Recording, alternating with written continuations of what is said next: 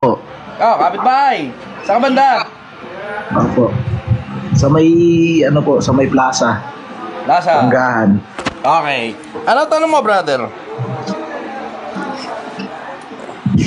Boss, paano, ano boss? Kasi, papo mo rin ako Muslim eh. Paano pag may kakompetensya ka sa business? Anong magandang gawin?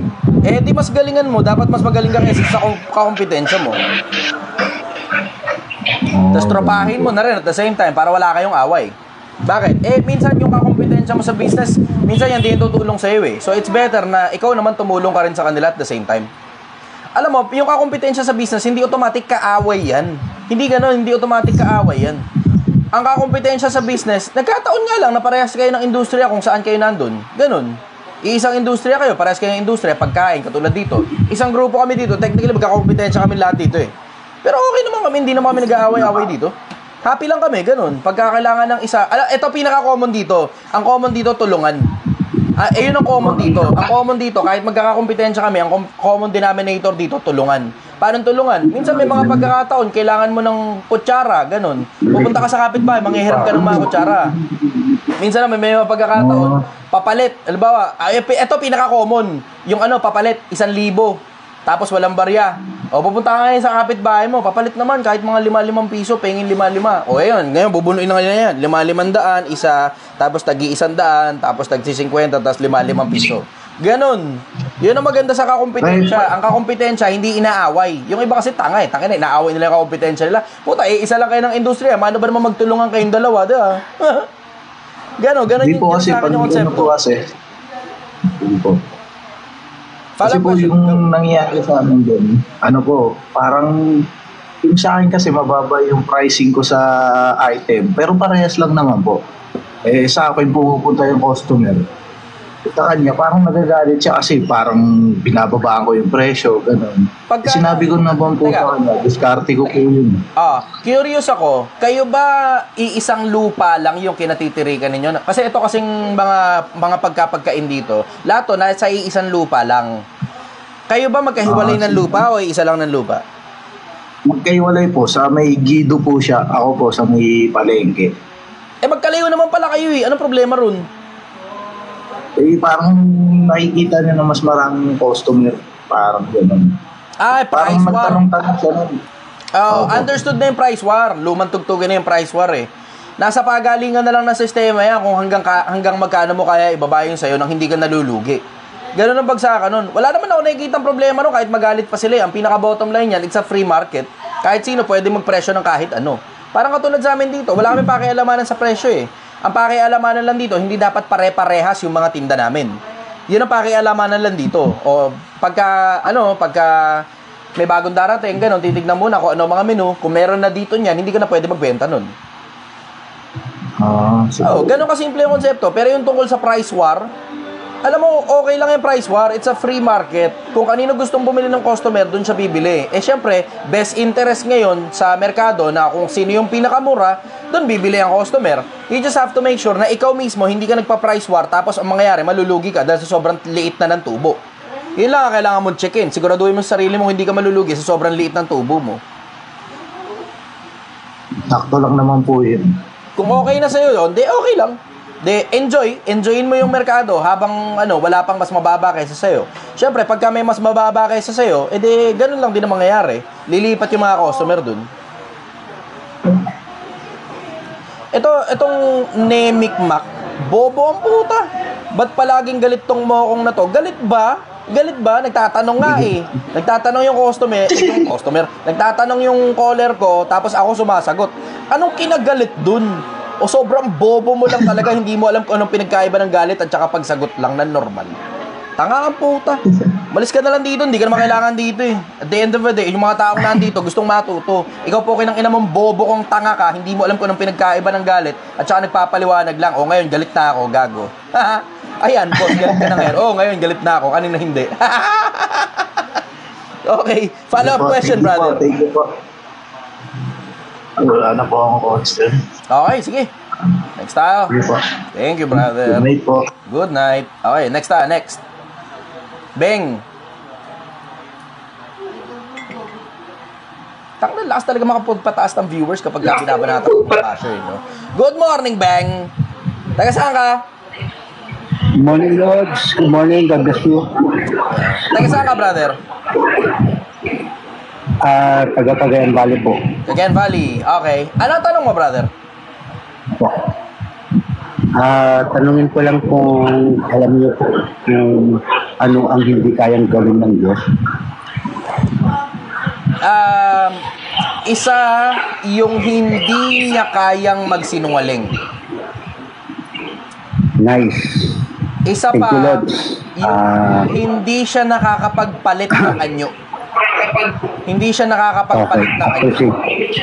Maraming hindi kayang gawin ng Diyos. Maraming hindi kayang gawin ng Diyos. Yung mga yung Tama ka dyan, Lord. Actually, alam ko yung mga tanong, kaso sinubukan ko lang po magtanong kung alam nyo. Salamat sa Diyos, Lord. Idol talaga kita. God bless you, Lord. Salamat po sa Diyos. Ingatan nawa at pagpalain. Wala na, Lods. Naano ko na yung nakuha mo na yung okay na po. Okay, sige. Sige, brother. Talagang believe ako sa'yo.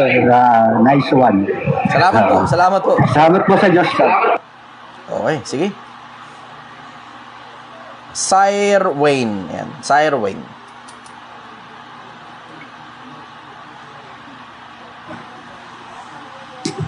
Hello, brother. Good morning, Evening. brother. Taga saan ka? Hey, good morning, bala. Actually, taga Dipolog, nagtanong na ako last night ata.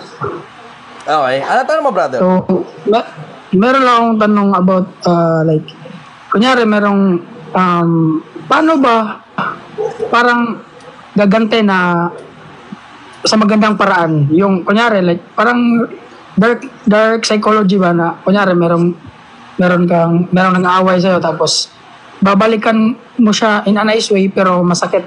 Yan ba? Meron ka bang tips paano gawin yun? You have to check your motive. Kung ang gusto mo makabawi lang, wala namang sense dun eh. Maliban na lang siguro, dadaan ka sa ligan. Parang katulad nung sa akin kay Mamaril. Kasi you have to make sure that you deploy enough logic to make sure na ikaw yung makikinabang dun sa bagay na gagawin mo.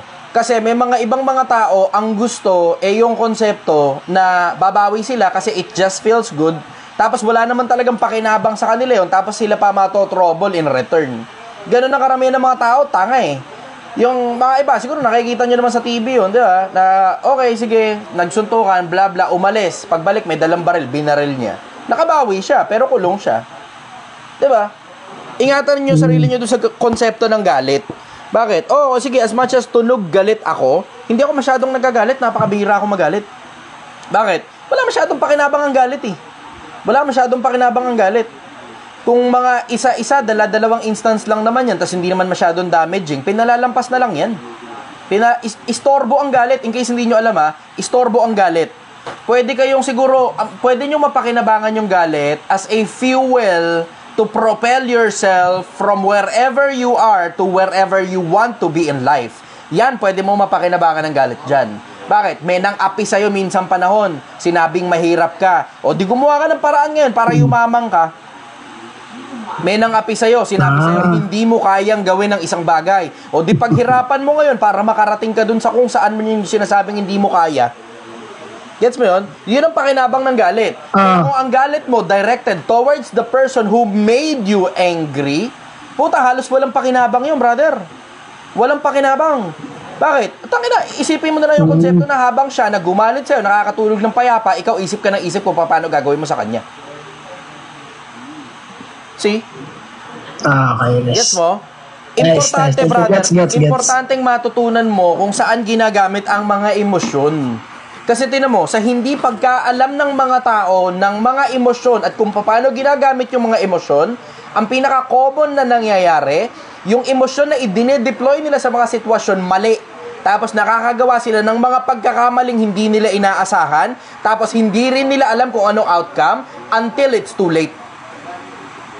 Yun ang pinaka-common na nangyayari sa lipunan. Kung di mo napapansin yung mga road rage sa kalsada, tapos biglang bang, may pumutok na baril. O tapos ngayon, may tinamaan. O tignan mo ngayon kung ano ngayon ang buhay nung tao na namaril. Ang laging ending nun, puta kawawa ka talaga, durug ka talaga, kulungan ang bagsak mo. Bakit? Hindi ka marunong magpigil ng galit mo eh. Diba? Tignan mo, yun nga lang konsepto ng maling awa. Maling awa ha? Maling awa. Isipin mo yung konsepto ng maling awa. Akala ng mga tao, pag tumutulong ka sa mga tao, naaawa ka. Okay, sige, naaawa ka. Tama yun. Pero, pag nagkamali ka ng kaaawaan, wala kang malay na pinagsasamantalahan ka na pala ng mga gago, tapos wala ka ring malay na yung awa mo, hindi mo napapansin, nangungunsinti ka na ng kalokohan. Common na common yan, lalo na sa mga OFW. Sobrang common yan sa mga OFW. Isipin mo yung common sense lang ha, na yung mga tao, halos walang common sense ang karamihang OFW para isiping maawa sila sa mga kamag-anak nilang may kailangan at may emergency, tapos buwan-buwan na lang may emergency. Buwan-buwan na lang may emergency. Tangina, ewan ko ha, mga OFW, hindi ba kayo nakakahalata?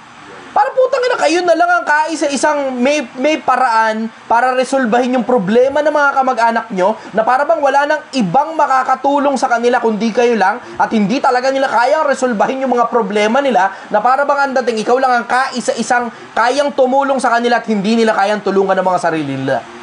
Kung di nyo napapansin, bakit nagkakaganon? Kasi mali nga kasi yung gamit mo ng awa. Ang nangyari, naging dependyente na sa'yo mga kamag-anak mo. Lahat na lang ng bagay, iniaasa sa'yo ng mga kamag-anak mo dahil naaawa ka sa kanila, akala mo nakakatulong ka, wala kang malay, kinukonsinti mo na pala yung katamaran nila ng mga ayaw na nila magtrabaho o nagtatrabaho man sila, inuubos nila yung pera nila sa kapritsyo kasi alam naman nilang nandiyan ka naman para tulungan sila. Pag mali ang gamit mo ng emosyon, mali ang gamit mo ng galit, mali ang gamit mo ng tuwa, mali ang gamit mo ng awa, sasablay ka talaga sa buhay. Tapos yung mga sablay mo, napakahirap ng bawiin. Ate na mo, isa pang magandang halimbawa, yung tuwa naman. Mali ang gamit mo ng tuwa. Mali ang gamit mo ng tuwa.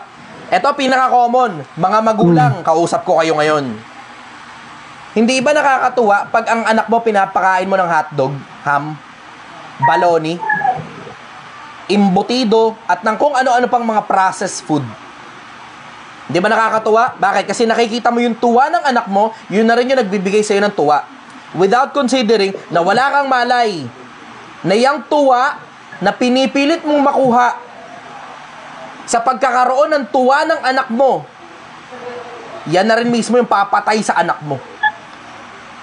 Bakit? Tingnan nyo sa sa Philippine, sa Cancer Society of the Philippines. I-check nyo sa kanila. Tignan nyo, maraming bata ang may cancer. Pag chinek mo kung ano-ano yung mga causes ng cancer ng kabataan, kung ano-ano yung mga pinagsasaksak ng mga magulang nila sa mga sistema nila, kung ano yung pinapakain ng magulang nila, pinapainom ng mga magulang nila, cancerous. Cancerous. Bakit? Kasi ginawa nilang indicator na akala nila pag natutuwa ang anak nila sa pagkain ng anak nila, yun yung tamang ipakain sa anak nila. Tama? Ginawang indicator ng mga magulang yung tuwa ng bata. Kaya akala nila tama yung ginagawa nila. Pag mali ang gamit mo ng emosyon, sasablay ka. Tapos yung mga pinakamalalaking sablay mo, minsan napakahirap ng bawiin. Di naiintindihan na masyadong maraming tao yan. Pag mali ang gamit mo sa emosyon, sasablay ka ng mga mabibigat na klase ng pagsablay. Tignan mo. Ito, pinakamaganda halimbawa, pakita ko sa inyo, Pilipinas, ha. Akin muna, sandali ang atensyon nyo, Pilipinas. Sa akin muna, sandali ang atensyon. Tignan mo. Kayong mga nanonood ngayon, I need your commitment on this and be as honest as possible. Yung mga pinakamalalaking pagkakamali nyo sa buhay, alalahanin nyo ngayon mismo. Tapos maaalala nyo na mali ang gamit mo ng emosyon kaya sumablay yung mga desisyon ninyo. Tama? Type yes kung totoo, type no kung hindi. Type yes kung totoo, type no kung hindi. Yung masyado kang na-engross at na-hype ng kung sino man kaya ibinigay mo yung pera mo doon tapos niloko ka. O masyado mong minahal ng 100%. tao na to ng maling klase ng pagmamahal, kaya pagdating sa dulo, ikaw ngayon ang umiiyak. Tama. 100%. Yan. 100%. See? I agree. Nakita nyo? Yung mga pinakamalalaking pagkakamali nyo sa buhay, check nyo yung paggamit nyo ng emosyon. Baka sumablay ka sa paggamit ng emosyon, kaya ang naging ending wala sa lugar. See?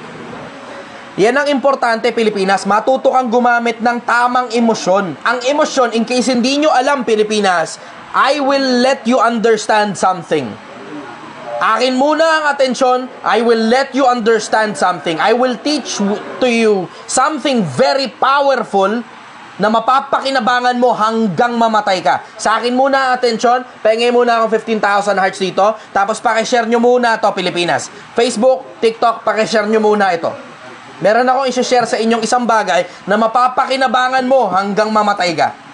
Sige, pengay muna akong 15,000 hearts. Tapos Facebook, pakishare muna ito. Type done pag na-share nyo na.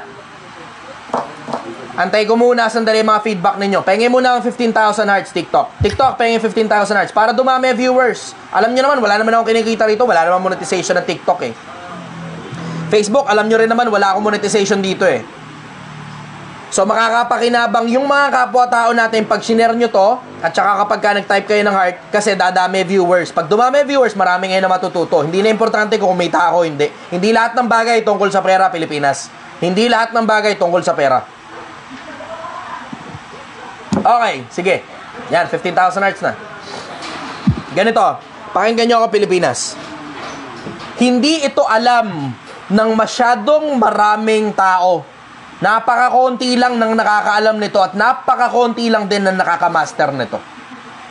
Napakakonti ng nakakaalam at napakakonti ng nakakamaster. Ang emosyon, it doesn't necessarily follow na yan ang dapat masunod sa'yo. Nalilito ang mga tao sa paggamit ng emosyon. Hindi nila alam, kasi may mga triggering yan eh. Akala ng mga tao, pag na-trigger yung emosyon nila, tama agad yung emosyon. Tapos kailangan nilang sundin yung emosyon na sinabi ng kung ano man. Tama.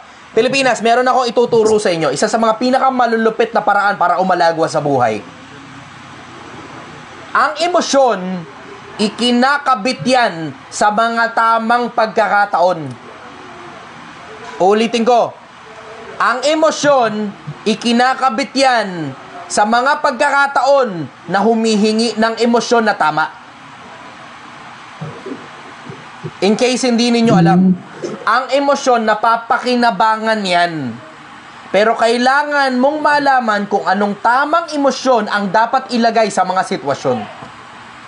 Bakit? Kasi pag nagkamali ka ng emosyon na inilagay sa mga sitwasyon, sasablay ka. Sasablay ka ng malalaki. Eto, hindi alam ng masyadong maraming tao na ang emosyon, idine-deploy yan. Paano ang gamit? Unahin mo muna. Ito key factor. Ito ang key factor dyan. Unahin mo munang malaman kung ano ba yung dulo ng gusto mong mangyari bago ka pa magkabit ng emosyon. Hindi alam ng masyadong maraming tao yan. Ang sabi sa Biblia, 10:25 ng Jeremias, ang puso ay magdaraya ng higit kaysa anumang bagay at totoong masama. Mandurugas ang puso. Pag pinabayaan mo lang na emosyon lang ng kusa, ang kusang lumalabas, tapos sumusunod ka dun sa emosyon na yon, sasablay ka ng gusto sa buhay. Yan ang dahilan kung bakit maraming tao ang mahirap. Yan ang dahilan kung bakit maraming tao ang sira ang pamilya. Yan ang dahilan kung bakit maraming tao ang sira ulo. Bakit? Kasi akala nila, pag merong emosyon, kailangan sundin nila yung emosyon. Sasablay ka dyan. Sasablay ka dyan. Ang emosyon, ikinakabit sa mga sitwasyon. At kailangan mo ng tamang emosyon na ilalagay sa mga sitwasyon para lumabas eksakto kung ano yung kailangan mo dun sa sitwasyon na yun. Lagyan mo ng boundary ang puso mo, lagyan mo ng boundary ang mga emosyon mo. Hindi pa pwede na umaakto ka, depende sa kung ano lang yung naramdaman mo. Sablay ka dyan. Kung naiintindihan yung Pilipinas, simple ang konsepto. Merong Emosyon. Understood na yon. Pero you do not have to act according to the initial impulse of emotions. You do not have to act according to the initial impulse of your emotions. Ang emosyon na dapat mong sundin, yung emosyon na ikaw mismo ang nagkabit sa sitwasyon. Na nakadepende sa kung ano yung gusto mong resulta sa mga sitwasyon. Yan ang hindi naiintindihan ng maraming tao. Hindi naiintindihan ng masyadong maraming tao na pwede kang maging in charge ng sarili mong emosyon at kailangan mo yung mga emosyon na yon na ikaw mismo ang naglagay para makuha mo eksakto kung ano yung resulta ang kailangan mo. Halimbawa, tungkol sa pera. May mga tao natatakot pag maraming pera pinag-uusapan. Hindi ka dapat matakot, maling emosyon ang inilalagay mo tungkol sa pera. Dapat, pag tungkol sa pera at sarili mo ang ideya at alam mong logical yung ginagawa mo, you have to deploy a certain level of being excited. Excitement ang dapat nararamdaman mo, hindi takot. Bakit? Meron bang takot na yumaman? Marami. Yung mayaman ba sila? Kita mo? Nakakita ka ba ng mayaman na takot? Kita mo? Tignan mo. Itong isang putang inang bobo na to, mali ang pagkakakabit niya ng emosyon sa akin Maverick. Tignan mo. Papakita ko sa inyo mali pagkakakabit ng emosyon nitong Maverick na to tungkol sa akin. Tama, sabi niya sa akin, bobo daw ako. Ngayon, Maverick, iaakyat kita sa live. Umakit ka ngayon sa live, tas patunayan mong ako ang bobo. Tignan mo, walang logical thinking itong putang inang to Mali ang emosyon na ginagamit niya. Bakit? Ang ginagamit niyang emosyon sa akin, yung inis niya. Akala niya, tamang emosyon yung inis. Kaya siya nag-type ng bobo. Pero patutunayan ko sa inyo, Pilipinas, tignan mo, iaakit ko sa live ito, hindi aakit to. O aakit man, walang valid na maitututol sa akin tong Maverick na to. Walang valid na maitututol. Bakit? Kasi mali nga yung gamit niya ng emosyon. Mali ang gamit niya ng emosyon. Ang ginagamit niya sa akin na ngayon na emosyon, inis. Akala niya, dahil inis siya sa akin, kailangan niya mag-type ng salitang bobo. Bakit? Kasi yun yung initial impulse ng tao na to. Yun ang initial impulse niya. I-type mo bobo. Bakit? Kasi naiinis ka dyan. Pero between you and me, Maverick, ito sigurado ko sa'yo, malayo ang diferensya natin pagdating sa emosyon. Maverick, sige, tutulan mo ako ngayon. Umakit ka na rin lang naman sa live ko, tutulan mo ako, Maverick.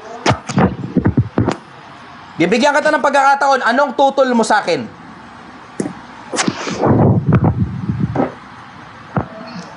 Tapos ngayon, ihaharap mo yung mukha ng aso mo. Nakita mo? Nakita nyo, Pilipinas, kung gaano kabobo itong tao na to?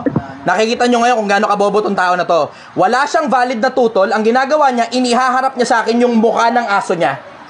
Pero, nag-type siya kanina. Sabi niya, bobo daw ako. So, nakikita ninyo ngayon kung ano ang gamit ng maling emosyon sa mga tao, katulad ni Maverick. Nakita nyo? Maraming salamat, Maverick. Magagamit kitang demonstration ngayon kung paano ang maling paggamit ng emosyon. Itong tao na to, sa sobrang inis niya sa akin, tinype niya bobo. Tapos sa sobrang buwisit niya sa akin, umakyat siya ngayon sa live ko at ang ipinakikita niya ngayon na feed sa mga tao, yung picture, yung video ng aso niya. Nakita mo? Pero ngayon, Maverick, tatanungin kita. Sabi mo, ako ang bobo. Ang tanong ko sa'yo, anong tutol mo sa akin, Maverick? Sige, tawa-tawa ka lang. Tawa-tawa lang. Kunyari, tama yung emosyon na ginamit mo at ipakita mo ngayon sa akin yung aso mo. Ano ngayon ang tutol mo sa akin, Maverick? Tumawa ka lang, kunyari nakakatawa. Tumawa ka lang, kunyari nakakatawa. Pero ano tutol mo, Maverick? Sumagot ka. Sumagot ka. Para patunayan mo ngayon na ako yung bobo at ikaw ang matalino. Sige, sagot. Sagot, Maverick. Nakikita ninyo? Pakita ko sa inyo. Facebook, papakita ko sa inyo tong feed na tong tao na to. Pakita ko sa inyo, ha. Yan, so, nakikita ninyo dito, ito ngayon, yung video na finifeed niya sa amin. Ito yung tao na nagsabi, bobo daw ako. Ito yung video ng feed na ipinapakita niya, yung picture, yung video ng aso niya. Nakita nyo? Tapos kinakaway-kaway niya yung kamay. Kunyari, yan mismo, kunyari, matalino siya dyan sa ginagawa niya. Ako daw yung bobo Ako daw yung bobo. So nakikita ninyo ngayon kung anong maling paggamit ng emosyon Pilipinas.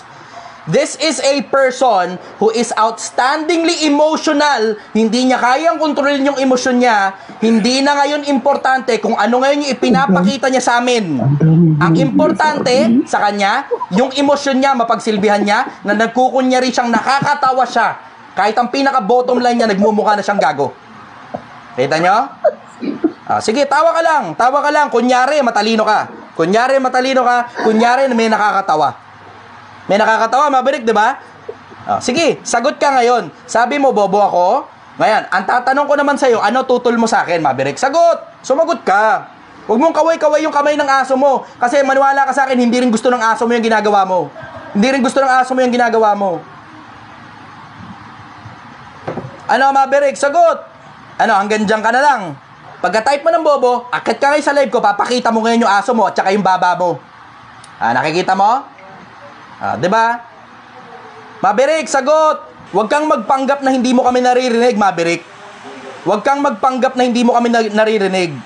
Pinalalabas mong ako, bobo, ikaw matalino, diba? Ipakita mo sa amin yung katalinuhan na i-demonstrate mo ngayon. Yan ba ngayon yung katalinuhan na ipinagmamalaki mo? O parehas kayo ng utak ng aso mo, hindi marunong magsalita? Sagot, Maverick. Nakikita nyo? Sige, bababa ko na si Maverick ha. At nakakaawa naman yung itsura ng aso niya. Mukhang hindi gusto yung nangyayari. Itinatapat-tapat niya sa camera eh. Oh. Kala niya gusto ng aso niya yung nangyayari. Sige na, bababa na kita ha. Kita mo? Ngayon, na Pilipinas, nakikita ninyo. As a form of demonstration sa inyo kung paano gumagana ang maling emosyon, nag-akit ako ngayon ng isang tao na hindi marunong gumamit ng emosyon. Paano hindi marunong gumamit ng emosyon? Nagpapanggap siyang masaya. Ang ginagamit niyang emosyon sa akin, inis. Tinawag niya akong bobo. Tapos, nung inakit ko siya sa live, tumatawa siya, nagpapanggap siyang masaya. Mali na naman ang gamit ng emosyon. Tapos, walang logical thinking. Wala siyang maitutol sa lahat ng bagay na sinasabi ko. Nakita niyo, Pilipinas? Ganyan eksakto ang nangyayari kapag mali ang gamit mo sa emosyon. Pag mali ang gamit mo sa emosyon, you will be making terrible mistakes in your life. You will be making terrible mistakes in your life kapag hindi mo alam kung paano gumamit ng tamang emosyon. Pakita ko sa inyo isa pa. Eto, meron pang isa pa. Si QQ. Bobo daw ako. Sige. Akit natin to si QQ. Tignan natin ngayon kung papalag to. QQ, sige na. Pagbibigyan kita ngayon, bibigyan kita ng oras. QQ, anong tutol mo sa sinasabi ko? Ba't may bulbul ka sa baba? Tinatanong kita. Kita mo, nakita nyo Pilipinas kung paano ang maling paggamit ng emosyon. Inis yung ginagamit niyang emosyon. Ano ngayon ang naging ending? Ang naging ending, siya mismo nagbiro, akala niya nakakatawa. Tapos siya rin mismo bumaba. Sa panahong hindi nakikipagbiroan sa iyo ang tao, hindi ka dapat magbiro. Bakit? Kasi mapapahiya ka. Mapapahiya ka kapag hindi nakikipagbiro sa iyo ang tao at nakita mong seryoso, ingatan mo ang paggamit mo ng emosyon. Baka kasi pinipilit mong patuwain ang mga tao, tapos ang maging ending, ikaw yung magmukhang tanga. Nakita nyo? Nakita nyo yan? Diba? Nakita nyo yan? That is exactly how you look at people if they know how to properly execute their emotions or not.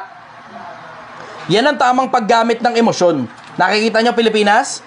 Nag-demonstrate ako sa inyo kung paano yung maling paggamit ng emosyon. Dalawang tao pa yung dinemonstrate ko sa inyo. Parehas walang maitutol. Parehas walang maitutol. Nakikita nyo, Pilipinas? Ganyan lang kasimple yung konsepto. Hindi ganun kahirap yumaman, Pilipinas. Hindi ganun kahirap magkaroon ng maayos na pamilya. Hindi ganun kahirap magpalaki ng anak. Pero you have to deploy the right set of emotions in every situation. Nakukuha nyo yan, Pilipinas? Type yes nga kung nakukuha nyo. Type yes kung nakukuha nyo.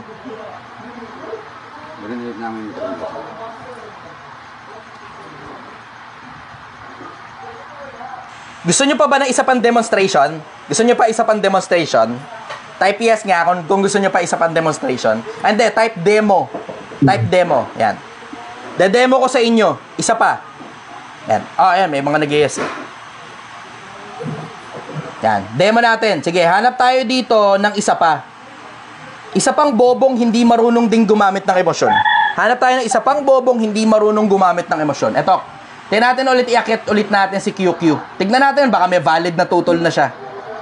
Kasi pinilit niyang magbiro kanina eh. Ang problema, sa sobrang pangit ng biro niya, siya na mismo nilaglag niya yung sarili niya. Bumaba siya sa live. Ay, nawala si QQ. Sayang. Sabi ni Maverick, akyat ko daw siya. O, sige, akyat uli natin si Maverick. Tignan nyo, itong tao na to, ito yung kaninang nagkakakaway ng kamay ng aso niya. Wala siyang maitutol.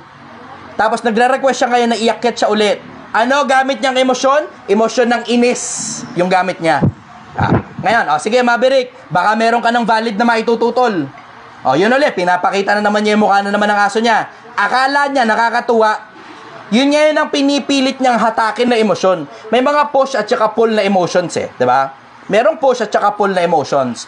Ang pinipilit na tong tao na to, makahatak siya ng emosyon na matuwa sa kanya. Ang problema, nasa maling sitwasyon siya, mali din yung gamit niya ng emosyon. Mali ang gamit ng emosyon. Nakikita niyo Pilipinas? Nakikita niyo ginagawa nitong tao na to? Etong mga ganitong klase ng mga tao, ito yung mga basura ng lipunan. Mga taong hindi marunong gumamit ng tamang emosyon. Bakit?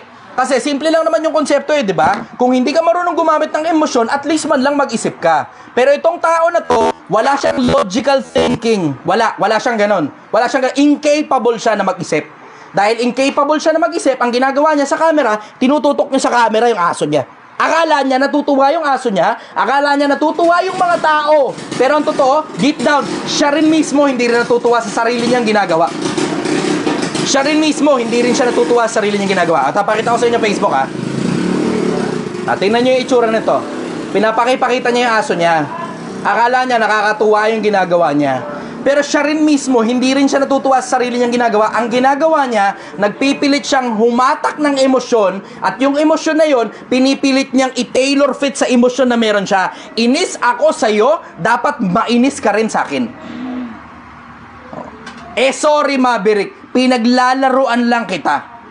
Bakit? Kasi kapag simple konsepto Pilipinas, simple konsepto. Pagka ang i-deploy mo na tunog ng emosyon sa social media, either inis o galit, dadami viewers mo. Ngayon, tignan nyo viewers ko, 1,000 na. Considering na bagong account ito ng social media ko, itong Project One, bagong account ito. Bagong account ng social media ko ito, wala pang 10,000 followers ito. Pero para umakyat ng 1,000 ang viewers, maraming salamat sa iyo, Maverick. Pinaglalaroan kita at pumayag ka na paglaruan kita. Ay, tama? Ito niya, Pilipinas. Akit natin yung isa pa, si CJ. Boss CJ daw siya. Baba na muna kita, Maverick ha. Tapos na ako maglaro sa'yo. Akit natin yung boss CJ. Bobo daw ako. Sige. Tignan natin, baka merong valid na maitututol itong mga tao na to. Ngayon Pilipinas, nakikita ninyo kung paano yung tamang paggamit ng emosyon, nakikita nyo rin kung paano yung maling paggamit ng emosyon. Kita nyo, diba? Yan mismo, actual, live demonstration sa inyo ng tama at maling paggamit ng emosyon. Kita ninyo, Pilipinas? Sige. For the meantime, hanggang dito muna ako kasi bago itong account ko na ito eh. Marami naman ng viewers, okay na, mapapakinabangan ko na ito bukas. So bukas, magkita-kita tayo ulit, gaya pa rin ng dati, ganun pa rin ang sistema. Mag-aakit ako ng mga tao sa live, tapos pare-parehas pa rin kayo na makikinabang sa mga bagay na pinaghihirapan ko nang hindi ako nanghihingi ng bayad.